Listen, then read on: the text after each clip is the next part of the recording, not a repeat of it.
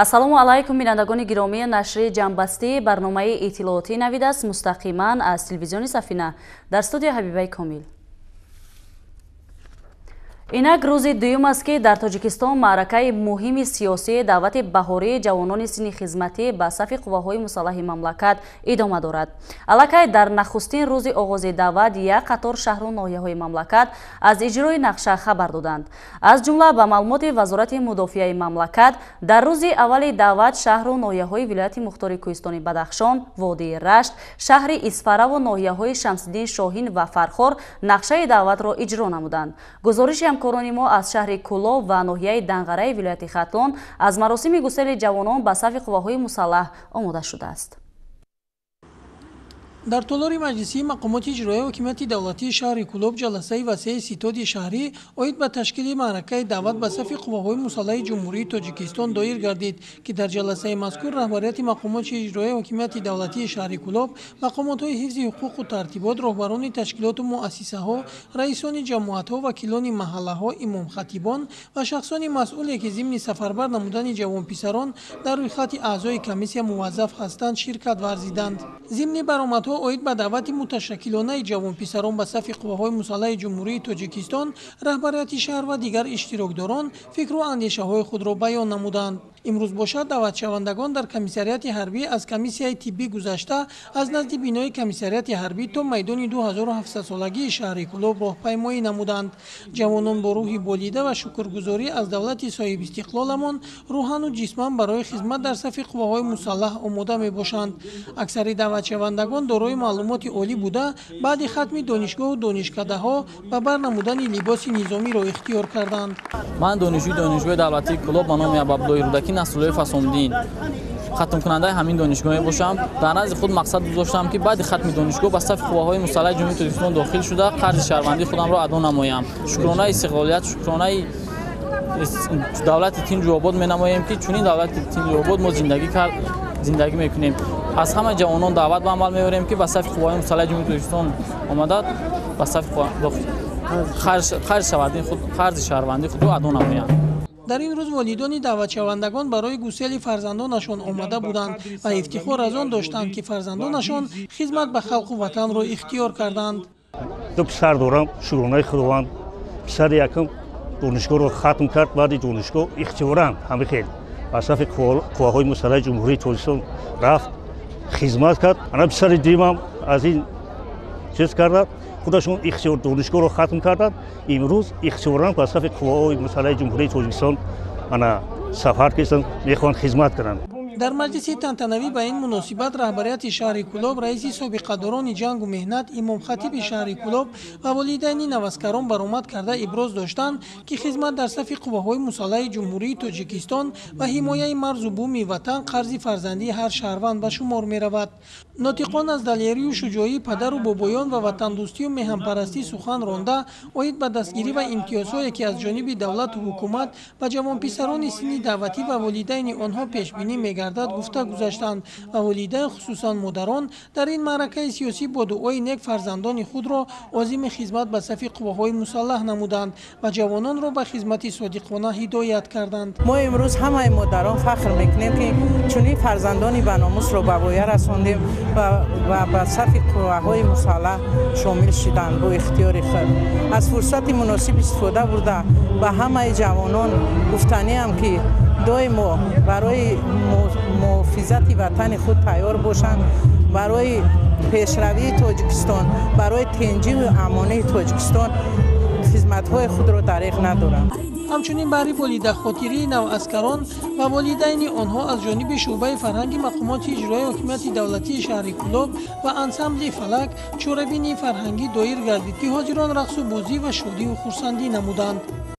дар рӯзи аввали даъвати баҳории ҷавонон ба сафи қувваҳои мусаллаҳи ҷумҳурии Тоҷикистон, ҷавонони зиёди хештаншиноси ноҳияи Данғара бо амри дил барои иҷрои қарзи шаҳрвандии худ ба назди комиссарияти ҳарбии ноҳия ҳозир шуда, ризояти худро барои шомил шудан ба артиши миллӣ баён доштанд. зеро хизмат ба ватан қарзи шаҳрвандии ҳар як ҷавонмарди бо нангу номус ба ҳисоб рафта, таъмини амнияти марзубуми кишвар, зиндагии осоиштаи мардум аз хизмати содиқона ва ҳушёрию чолокии афсарону сарбозон вобастагӣ дорад. ба хотири сафар сафарбаркунии ҷавонон ба сафи қувваҳои мусаллаҳи кишвар дар саҳни қасри фарҳанги ноҳияи Данғара чорабинии тантанавӣ доир гардид ки дар он ҷавонони ихтиёрӣ аз ҷамъиятҳои шаҳраку деҳоти ноҳия ҷамъ омада буданд.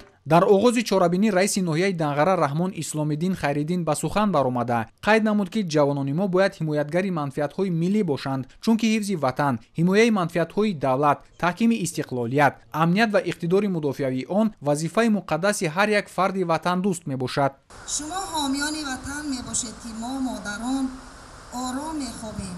ҳамчунин сарбозони оянда ва волидони онҳо бо як самимияти том нисбат ба ҳифзи марзу бӯми ватан назди ҳозирин баромад намуда иброз доштанд ки дар замони соҳибистиқлолӣ ки тамоми шароитҳо баҳри хизмати ҳамаҷонибаи сарбозону афсарон дар қисмҳои низомӣ фароҳам оварда шудааст, бояд ҳар як ҷавони ватандӯст баҳри иҷрои саривақтии қарзи шаҳрвандии хеш бечуну чаро ҳозир гардад. гуфта шуд ки давоми солҳои охир садҳо нафар ҷавонони ноҳияи Данғара дар ҷузъу томҳои қувваҳои мусаллаҳи кишвар сарбаландона хизмати модар ватанро адо намуда бо чолокиву ҳушёрии хеш дар ҳифзи марзу бӯми меҳан ҳиссаи муносиб гузоштанд. як қисми ҷавонони даъватшуда барои шомил шудан ба сафи қувваҳои мусаллаҳи ҷумҳурии Тоҷикистон ҳамзамон соҳиби шаҳодатномаи ронандагӣ гардиданд, зеро онҳо давоми 3 моҳ дар курси кӯтоҳмуддати ронандагӣ ки бо ташаббуси мақомоти иҷроияи ҳокимияти давлатии ноҳияи Данғара ташкил гардида буд, ба омӯзиш фаро гирифта шуда нозукиҳои касби ронандагиро аз худ намуданд. дар раванди тақвият бахшидани корҳои фаҳмондадиҳӣ баҳри баланд бардоштани ҳисси ватандӯстӣ ва иштироки бечуну чарои ҷавонон ба сафи қувваҳои мусаллаҳ баробари дигар бахшҳои марбута, ҳамчунин аҳли ҷомеа ва падару модарон нақши муҳим доранд. тибқи тартиби муайян баҳри сафарбар намудани ҷавонони ҷисману рӯҳан солим, навазкарон аз муоинаи тиббӣ гузашта барои сафарбар шудан ба ҷузъу томҳои қувваҳои мусаллаҳи мамлакат омода шуданд.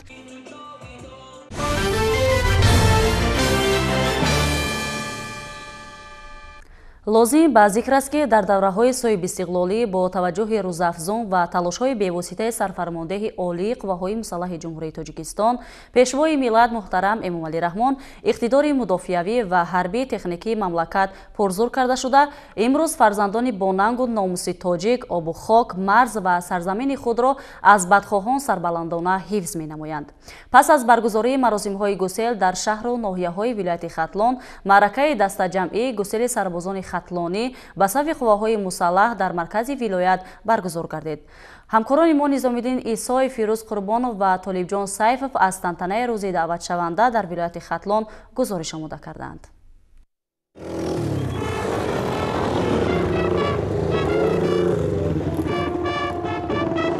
дар шаҳри Бухтар ба ифтихори ҷавонони шуҷои ватан ки бо ихтиёри худ барои адои хизмати ҳарбӣ дар сафи қувваҳои мусаллаҳи ҷумҳурии Тоҷикистон саф оростанд, маросими тантанавии рӯзи даъватшаванда баргузор гардид. дар ин тадбири муҳим ки аз ҷониби комиссарияти ҳарбии вилоят роҳандозӣ шуд, даъватшаванда ва падару модарони онҳо аз 25 шаҳру ноҳияи вилоят ҷамъ омаданд. тантанаи ин рӯзи хотирмон барои ҳар яке аз ин даъватшавандагон аз роҳпаймоӣ оғоз гардид. дар ин маросими бошукӯҳ навазкарону ҷавонони ватанпарвар ва собиқадорону хизматчиёни низомӣ аз тамоми ҷузъу томҳои қувваҳои мусаллаҳ иштирок намуда, зери навою ливо аз назди комиссарияти ҳарбии вилоят то ба ҷашнгоҳ роҳпаймоӣ намуданд.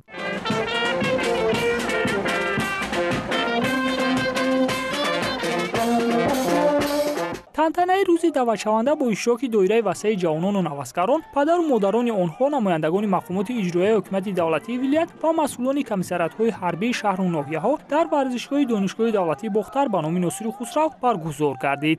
хизмат кардан ба ватан қарз аст. ин чорумин фарзанде аст ки ман ба хизмати ҳарбӣ равон мекунам ва хоҳиш мекунам ки хизмати ҳарбиро ба сари баланд ба ватан хизмат кунад ва ба пеши падару модар баргардад. дар ин рӯз раиси вилояти Хатлон Қурбон Ҳакимзода суханронӣ намуда ба ҷавононе ки ихтиёран яке аз аввалинҳо шуда дар даъвати баҳорӣ барои ба сафи қувваҳои мусаллаҳи ҷумҳурии Тоҷикистон пайваст ба номи сарбози ватанро соҳиб шудан ҳозир гашта буданд, комёбию бурдборӣ таманно кард. гуфта шуд ки масъулат тибқи фармони президенти кишвар дар сартосари мамлакат маросими даъвати ҷавонон барои адои хизмати модар ватан дар ду мавсим тирамоҳ ва баҳор сурат мегирад. ҳамакнун даъвати баҳорӣ оғоз гардиду ҷавонони шуҷоъ метавонанд барои ҳифзи хок املاک میهن ادای خدمت مادر وطن به جزو تنبهای وزارت مدافعت و دیگر مقامات قدرتی و نظامی کشور سفربر گردیده قرض جوانمردی خود را اجرا نمایند. در این روز همچنین گفته شد که نواحی فرخور و شمس‌الدین شاهین و ناصر خسروی ولایت علاقه نقشه دعوت را در روز اول انجام دادند که این همه از میهن پرست و وطندوست بودن ساکنان و جوانان با آر و ناموس ناحیه‌های مذکور درک می‌دهد. پس از ختم دانشگاه تصمیم گرفتم که بعض قوه‌های مسلح جمهوری ترکستان پیوندم.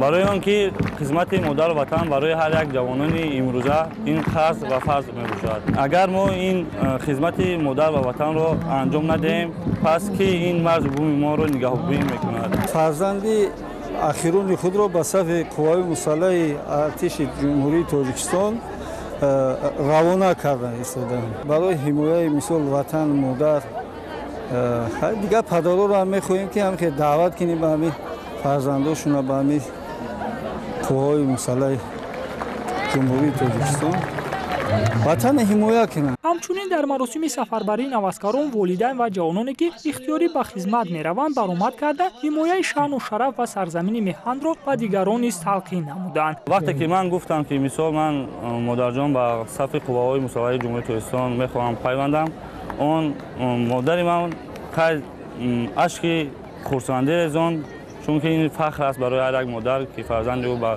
صف قوای مسلح جمهوری ترکستان خدمت میکند و میخواهیم سربلندانه مثال این قوه‌های مسلح جمهوری ترکستان را به انجام رسانیم. من دعای مادرم را گرفتم و خدمت مادر و وطنم را با سر بلند انشاءالله انجام میدم. ختم کردم دانشگاه را با خواهش خودم به صف قوه‌های مسلح حاضر شدم. من خواهش میکنم از جوانان مثل ما برای مثل پدران ما برای آماده خدمت مادر وطن کنند. پس از سخنرانی همچون رمز قدرشناسی به نوسکران تحفه‌های خاطروی تقدیم کرده شده از جانب مادران نوسکران مراسم نانگزان به جا آورده شد. باید گفت که در چنین سطح بلند تشکیلی و فرهنگی برگزار گردن مراسم گسیل دعوت شدگان در بلند برداشتن حس حربی و تندرستی جوانان تأثیری نیک می‌گذارد. بهری پاسی خاطری بگذشته یاران با همین ترتیب به افتخار دعوت شدگان و جوانان شجاع وطن اهل هنر و فرهنگ ولایت و دانشجویان برنامه مکمل تئاتر کننده شده را با سرود و آهنگ‌های جذاب ترنمگر وحدت و یکدلی و تنج و آسودگی میهن پیشنهاد جوامدگان گردانیدند.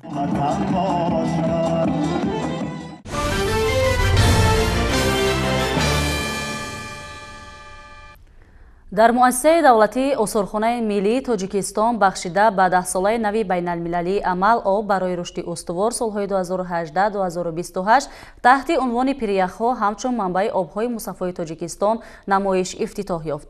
این چرابینی در همکاری با مؤسسه دولتی علمی مرکز آموزش پیریخ‌های اکادمی ملی علم‌های تاجیکستان تشکیل شده. در قطار مصوره‌ها اینچنین اسباب و دستگاه‌های مخصوصی که از جانب متخصصان در روند برگزاری اکسپدیسی‌های آموزش پیریخ‌ها استفاده می‌گردند به نمایش برآورده شده است. همکارانمان در این باره اطلاع بیشتر دارند.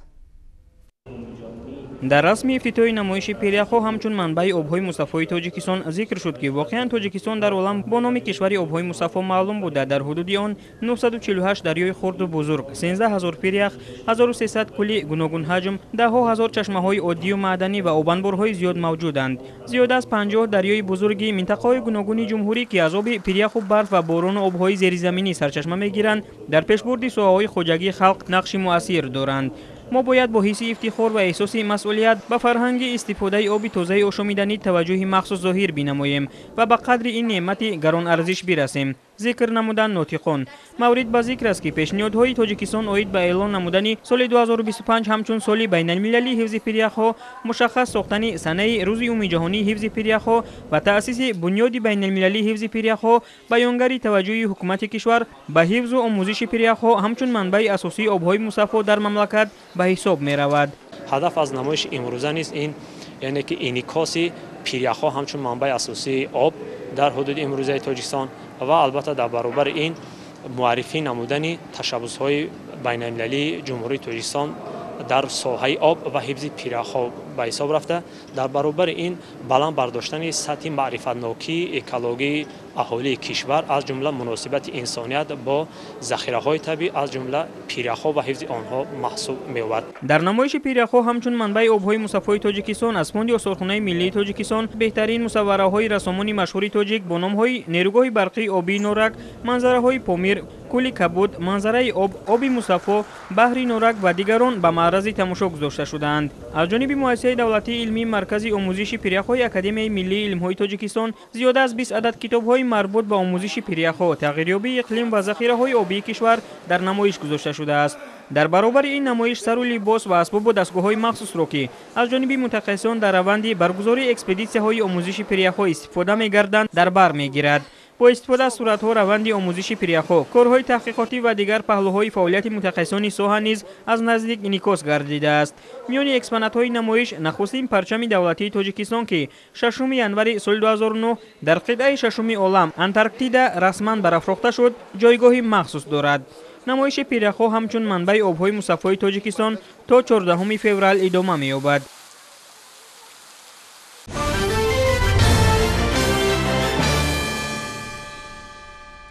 бо ибтикори раёсати кумитаи ҳолатҳои фавқулода ва мудофиаи гражданӣ дар шаҳри Душанбе, бахши раёсати кумитаи ҳолатҳои фавқулода ва мудофиаи гражданӣ шаҳри Душанбе дар ноҳияи Шоҳмансур ва зерсохторҳои он дар ноҳия бо мақсади тоза намудани манбаъҳои обӣ аз партовҳо ҳашари дастаҷамъӣ баргузор гардид. машқи ғайринақшавӣ оид ба пешгирӣ ва рафъи ҳолатҳои фавқулода дар маҳаллаи Гулистони ноҳияи Шоҳмансур дар сатҳи зарурӣ ташкил ва гузаронида шуд. гузориши ҳамкоронамон дар ин хусус. бо мақсади таъмини тозагии соҳилу рудхонаҳо ва каналу ҷӯйборҳо баҳри иҷрои супориши роҳбарияти кумитаи ҳолатҳои фавқулода ва мудофиаи граждании назди ҳукумати ҷумҳурии Тоҷикистон дар мавриди ташкил ва гузаронидани машқҳои ғайринақшавии минтақаҳои хавфнок имрӯз дар маҳаллаи Гулистони ноҳияи Шоҳмансури шаҳри Душанбе бартарафсозии оқибатҳои сел ва барқарор намудани каналу тозагии гирду атрофи маҳаллаи мазкур гузаронида шуд. дар рафти корҳои ободонӣ қувва ва воситаҳои зернизомҳои вазифавии ноҳияи Шоҳмансур, инчунин қувва ва воситаҳои сохторҳои шаҳри Душанбе, аҳолии маҳаллаи Гулистон, наҷодиҳандагони дастаи махсуси зудамали наҷодиҳии раёсати кумитаи ҳолатҳои фавқулода ва мудофиаи граждании шаҳри Душанбе бо техникаҳои заминкан ва техникаи боркаш ба ҳашари дастаҷамона баромада ҷӯйбори полезии маҳаллаи Гулистони ноҳияи Шоҳмансур ва гирду атрофи онро аз партовҳо тоза намуданд. ташкили чунин машқҳо ин омодагӣ ва дуруст амал намудани аҳолӣ ҳангоми рух додани офатҳои табиӣ, омода намудани қувва ва воситаҳои зернизоми вазифавӣ барои корҳои наҷодиҳӣ, пешгирӣ ва бартараф кардани оқибатҳои ҳолатҳои фавқулода мебошад.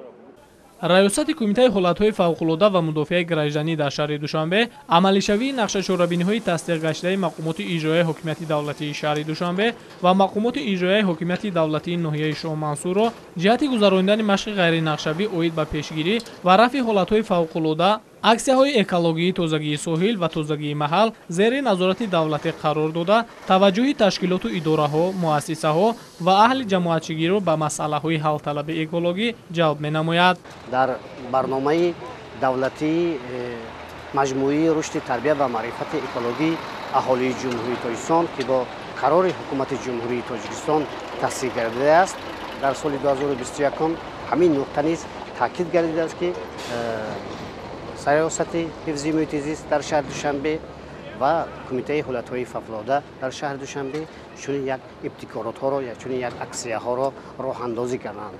ва имрӯз хушбахтона як чунин аксия дар инҷо гузаронида шудааст ва ман фикр мекунам ки дар ҳақиқат бо гузарондани як аксия чӣ қадар партовҳои маишӣ пурбуд имрӯз тоза карда тавассути техникаҳои махсуси корхонаҳои воҳиди давлатии партовкашон ва раёсатҳои истифодабари роҳҳои ноҳияи Шоҳмансур ва партовгоҳи шаҳрӣ кашонда мешаванд.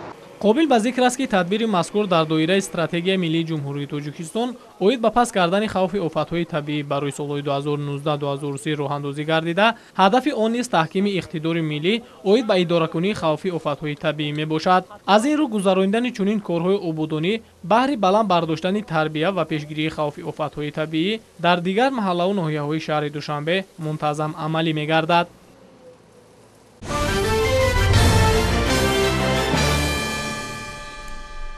роҳбарияти кумитаи кор бо занон ва оилаи назди ҳукумати ҷумҳурии тоҷикистон дар донишгоҳи славянии тоҷикистону россия бо ҳайати омӯзгорӣ ва донишҷӯёни ин муассисаи олии таълимӣ вохӯрӣ анҷом доданд. мақсади вохӯрӣ шарҳу тавзеҳи қарору қонунҳои марбут ба фаъолияти ин қишри фаъол дар корҳои ҷамъиятиву идоракунии давлатӣ аз ҷумла баланд бардоштани мақоми зан дар ҷомеа ба ҳисоб мерафт. гузориши ҳамкорони мо аз ҷараёни ин мулоқот омода шудааст. дар мулоқот намояндагони кумитаи занон ва оилаи назди ҳукумати ҷумҳурии тоҷикистон, вазоратҳои маориф ва илм ва корҳои дохилии ҷумҳурии тоҷикистон, кумитаи дин, танзими анъана ва ҷашну маросим дар ҷумҳурии тоҷикистон ва агентии назорати маводи нашавоварӣ назди президенти ҷумҳурии тоҷикистон иштирок намуданд.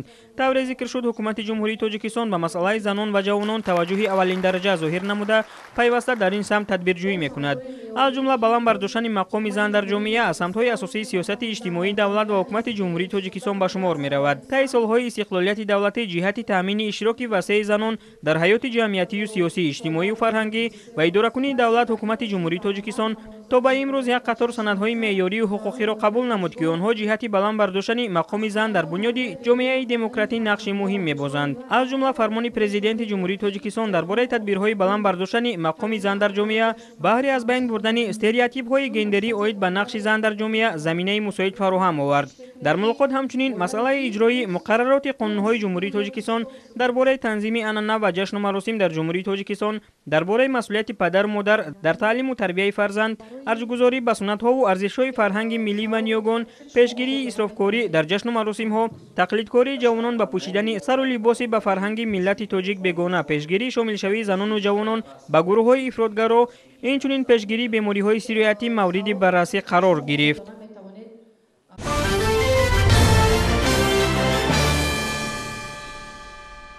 бори аввал дар мамлакат бо ибтикори ҳукумати ҷумҳурии тоҷикистон ва муассисаи давлатии тоҷикфилм ҷиҳати қадршиносии беҳтарин филмоварон, коргардонҳо ва соҳибистеъдодҳои соҳаи филмоварӣ синамоҷоизаи миллии тоҷисомон ташкил гардид. барои баҳогузории филмҳои пешниҳод гардида, доварон аз ҳисоби мутахассисону мунаққидони соҳа ҷалб гардида, беҳтаринҳо муайян ва дар вазъияти тантанавӣ қадршиносӣ гардиданд. гузориши ҳамкоронамон дар ин бора. дар ҳоле ки рӯи долони ифтихорӣ ҷоизадорону синамоофарон қадам мезаданд, паси парда охирин омодагиҳо ба маросими ҷоизасупории синамоҷоизаи миллии тоҷисомон дида мешуд. кормандони техникӣ ҳар як асбобу таҷҳизоти заруриро санҷиш гузаронида, ровиён ҳар як ҷумларо гаштаву баргашта такрор менамуданд. хулас омодагиҳо дар авҷи аъло буду макони баргузории тадбири мазкур театри давлатии академии опера ва балети ба номи Садриддини Айнӣ ба як ҷашнгоҳи идона табдил ёфт.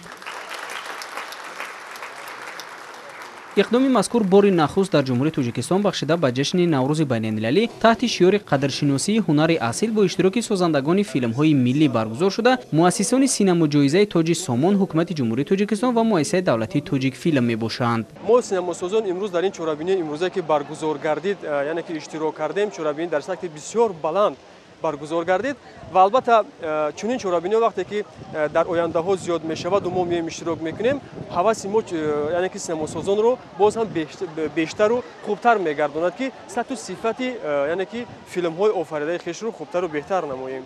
ва албатта имрӯз муассисаи давлатии вилоятии хатлони синамоз дар ин чорабинии имрӯза яъне ки иштирок кардем ва дар ин чорабинӣ мо бисёр ҳунармандону бисёр коргардонҳову бисёр синамосозони яъне маъруфи ҷумҳурии тоҷикистон дар ин ҷо ҷамъ омаданд ки мо якдигарро дидему ошно шудем, боз аз як бо якдигар суҳбат кардем ва албатта беҳтарин филмҳои миллӣ дар ин ҷо яъне ки қадрдонӣ шуданд ва албатта имрӯз ба муассисаи давлатии тоҷикфилм ва ҳукумати ҷумҳурии тоҷикистон нисбати қадршиносиашон нисбати тамоми синамосозон изҳори сипос менамоем ва миннатдорӣ менамоем. дар ин маросим беҳтарин филмҳои нави ватанӣ ки давоми солҳои 2019-2021 аз ҷониби филмофарони дохилӣ рӯйнавор омаданд баҳогузорӣ гардида қадр карда шуданд. ҳайати доварон ки аз ҳисоби коршиносон, коргардон ва ҳунармандони ҳирфавӣ ташкил шуда буд, барои муайян сохтани беҳтарин филмҳои дар ин давра таҳия гардида қариб як моҳ машғул буданд ва билохира тоҷисомон соҳибони аслии худро пайдо намуд. ҳадаф аз баргузории озмунро ки аз наминаи филмҳои ҳунарӣ мустанад, бадеӣ кӯтоҳ ва тасвирии миллӣ иборат буд, ҳозирин дар беҳтар сохтани фазои киносозӣ, тарғиби дастовардҳои беҳтарини синамои миллӣ, тақвияти ҳамкориҳои синамогарони Тоҷикистон ва дастгирии ҷавонони боистеъдод нег маънидод карданд. шоҳҷоиза ба филми ҳунарӣ роҳ کارگردان ناصر سعید.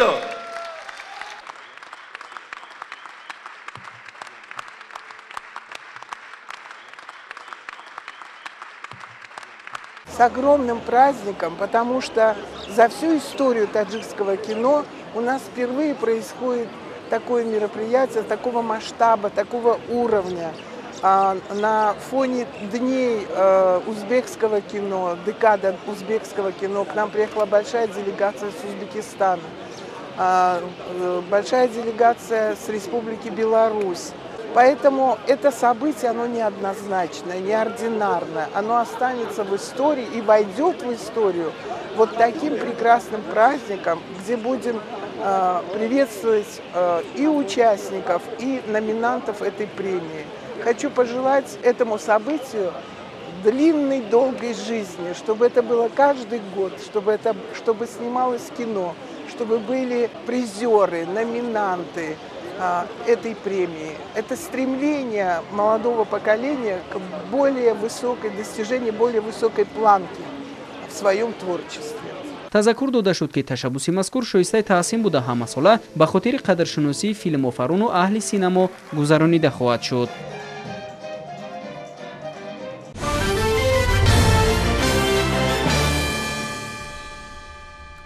тавре хабар дода будем аз 3 март то 2 апрел дар тоҷикистон баргузории рӯзҳои кинои ҷумҳурии Беларус баргузор гардид. Дар доираи ҳамин нақша филмофарони Беларус дар шаҳри Душанбе ва дигар шаҳру ноҳияҳои мамлакат филмномаҳои худро манзури ҳаводорони синамо гардониданд.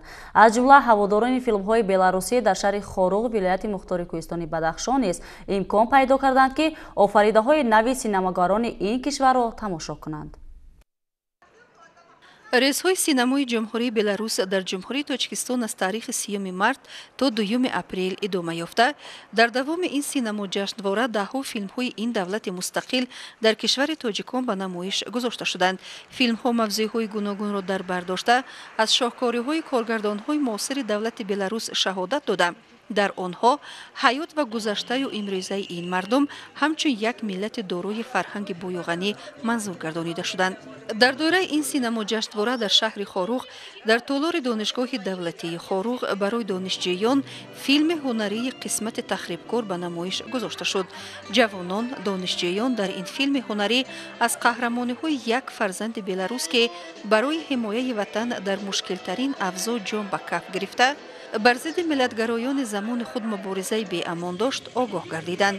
барои ин ҷавонон чунин қаҳрамониҳо намунаи ибрат буда, филми мазкур аз ҷониби донишҷӯён хуб пазируфта шуд. бояд гуфт ки намоиш аз ҷониби раёсати муассисаи давлатии Тоҷикфилм дар вилояти мухтори Кӯҳистони Бадахшон ташкил гардида, намояндаи Тоҷикфилм дар вилоят чунин гуфт.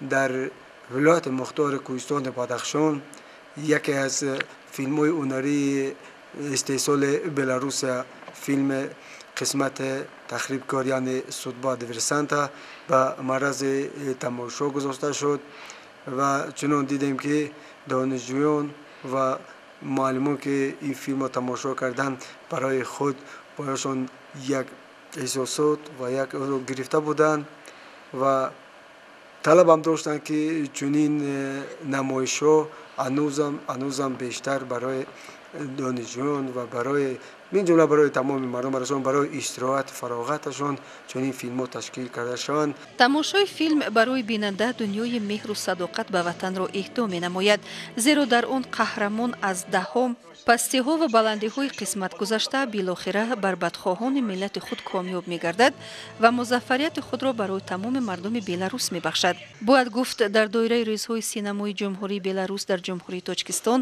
ҳамзамон дар вилоятҳои Суду, Хатлон ва дигар шаҳру ноҳияҳои ҷумҳурӣ низ филмномаҳои гуногуни мардуми Беларус манзур гардонида шуданд ки тамошобинони тоҷикро бо ҳаёт ва рӯзгорони ин миллати дӯст шинос намуданд.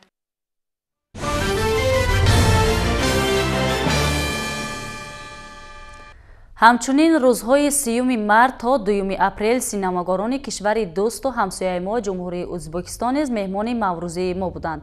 онҳо низ ҳам дар марказ ва ҳам дар минтақаҳои гуногуни ҷумҳурӣ филмномаҳои ба тозагӣ таҳия гардашударо манзури тамошобинони тоҷик карданд, аз ҷумла дар шаҳри Бухтари вилояти Хатлон.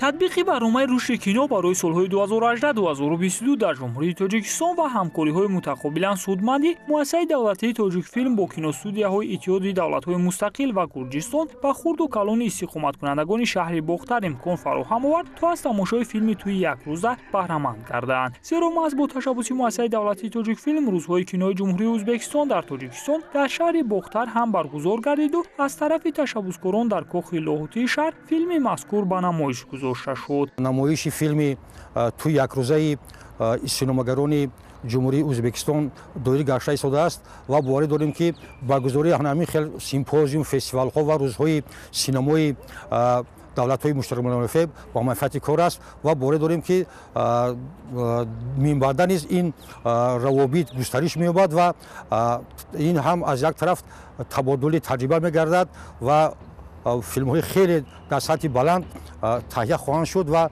мардумон низ барои тамошо бе ягон мушкилот ба назди кинотеатрҳо рафта дар он ҷо барои худ филми лозими худро чизе ки мехоҳанд ки тамошо кунанд онро барои худ пайдо мекунанд. иштироки хурду бузурги сокинони шаҳри Бохтар дар рӯзи кинои ҷумҳурии Ӯзбекистон дар Тоҷикистон баёнгари таваҷҷӯҳи зиёди ҷомеа ба соҳаи синемо мебошад, чун синемогарон пайваста талош мекунанд то филмҳои ҳунарӣ пурмазмунро аз ҳаёти воқеи одамон ва рӯйдодҳои таърихии халқу миллатҳои гуногун омода сохта пешниҳоди ихлосмандони соҳа гардонанд. мо имрӯз барои тамошои филми ӯзбекфилм тӯи якрӯза даъват шудем. омада мо ин филмро бо ҳамроҳи шогирдон тамошо кардем. бисёр филми ба мо писанд омад ва ба шогирдони мо низ писанд омад, чунки шогирдони мо дар вақти дидани ин филм бисёр ба ҳаяҷон омаданд. ҳамин сценариҳое ки киностудияи ӯзбекфилм ба навор гирифтанд бисёр ба дараҷаи олӣ буд. бисёр мехостам ки ҳамин гуна филмҳо бисёртар ба мо пешкаш карда шавад, ба ҷавонони мо, чунки барои оянда бисёр таъсироти хуб дорад. бояд гуфт ки филми сесоли синемогарони ҷумҳурии Ӯзбекистон бо номи тӯи якрӯза ки дар ин рӯз ба намоиш гузошта шуд хело ҷолиб ва тарбиявӣ буд. аз ин рӯ аҳли Толор бо завқи том тамошо кардаю ба ҳунари волои таҳиягарони он баҳои баланд доданд. ҳамин тариқ баргузории рӯзҳои кинои ҷумҳурии Ӯзбекистон дар Тоҷикистон ба сокинони маркази вилояти Хатлон шаҳри Бохтар таъссуроти хотирмон бахшид, зеро ҳам ройгон ба тамошои филм ҷалб шуданд ва ҳам фориғ аз кор истироҳат намуданду ба худ ғизои маънавӣ гирифтанд.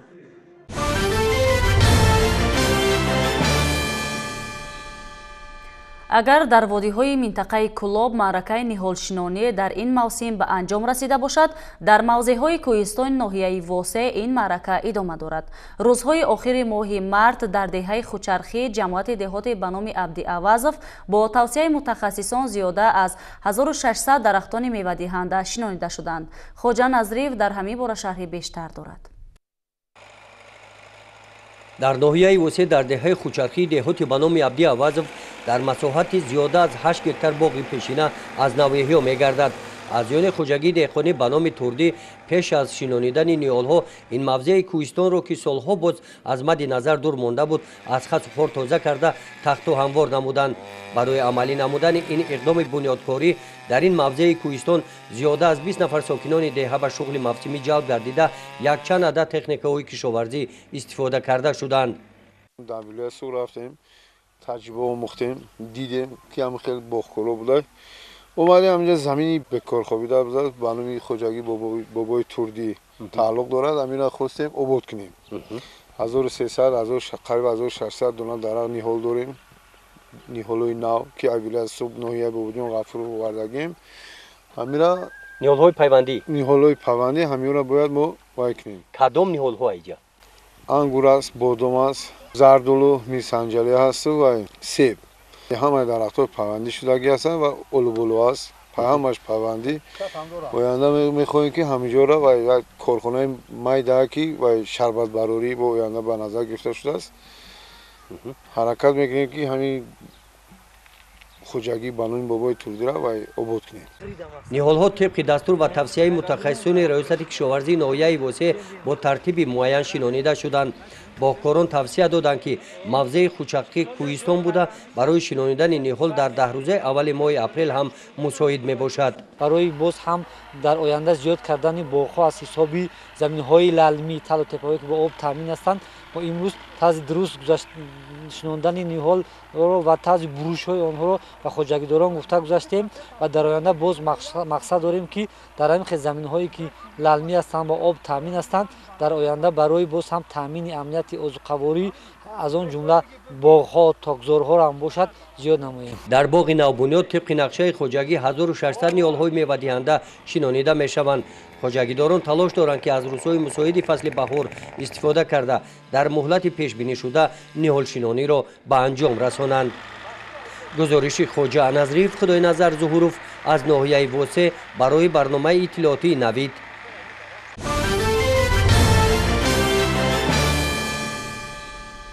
мақомоти Сербия сабабҳои садама дар яке аз конҳои кишварро ки ба